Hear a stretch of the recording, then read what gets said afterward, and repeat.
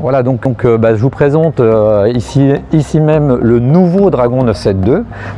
Alors son indicatif Zulu Bravo Papa Hotel, juste pour vous dire que ce n'est pas celui qui était là avant l'événement qu'on a déploré en avril 2019, mais c'est bien un autre hélicoptère qui pour autant a les mêmes capacités, puisque nos 35 hélicoptères de la sécurité civile ont les mêmes caractéristiques techniques.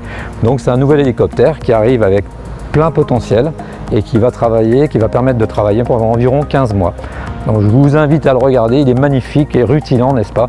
C'est notre bébé et on est ravis de le voir arriver. On intervient prioritairement dans le cadre des missions de sauvetage, recherche et secours à personne. Alors, la spécificité du Dragon, c'est d'être polyvalent pour ces missions-là, avec la capacité d'intervenir en tout lieu, de jour comme de nuit.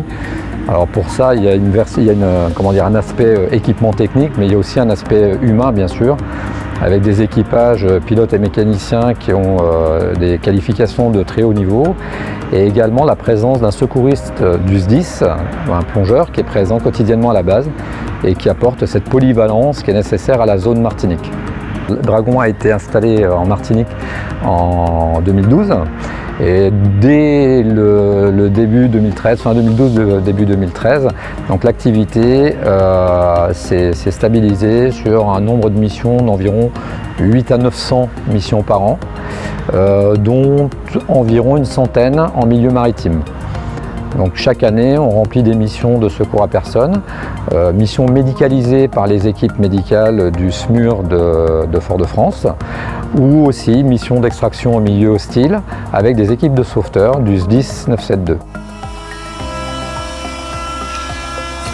C'est l'occasion également de présenter Florence, qui est la seule mécanicienne opérateur de bord de la sécurité civile française, et on a la chance de l'avoir dans notre équipe en Martinique.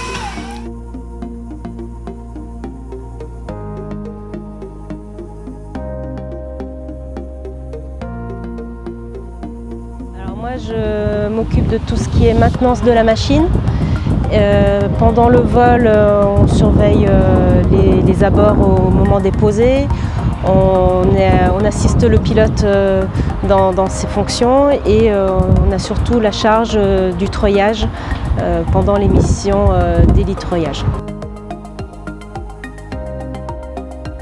Pour nous rejoindre, ça c'est une question qui revient souvent, notamment chez les jeunes qui admirent l'hélicoptère et qui se demandent comment devenir pilote d'hélicoptère. Le recrutement chez nous, en fait, est un recrutement de deuxième carrière, puisqu'on met la barre très haute au niveau des acquis pour recruter les gens.